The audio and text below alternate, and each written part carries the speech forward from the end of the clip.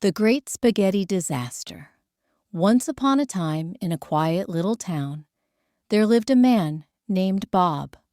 Bob was an ordinary man with one extraordinary dream: to cook the world's biggest plate of spaghetti. Now, Bob wasn't a chef. In fact, the only thing he had ever cooked successfully was toast, and even that was sometimes burnt. But one day, while watching a cooking show, he had a sudden idea.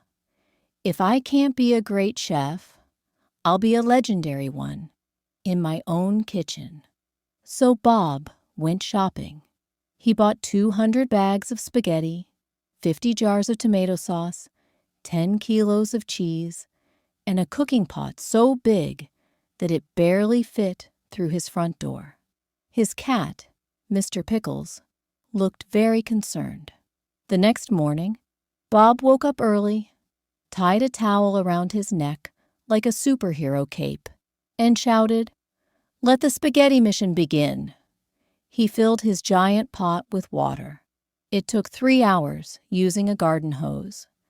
Then he lit all 4 burners on the stove.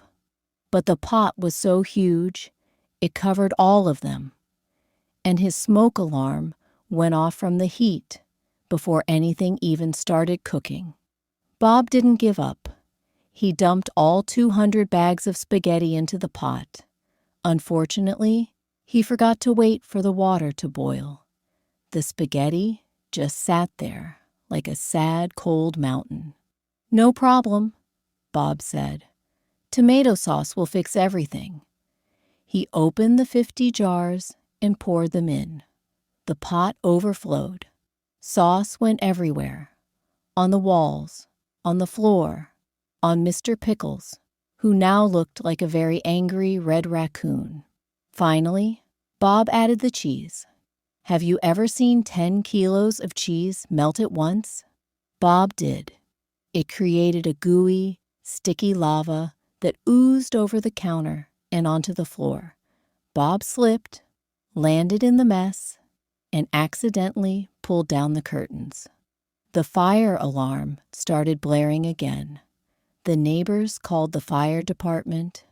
When the firefighters arrived, they found Bob stuck in a pool of cheesy spaghetti, holding up a fork like a trophy and shouting, "I did it!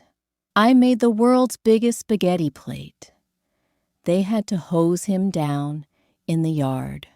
Mr. Pickles refused to look at him for a week. From that day on, Bob was famous, not as a legendary chef, but as the Spaghetti Guy. And every year, the town celebrates Spaghetti Day in his honor, with takeout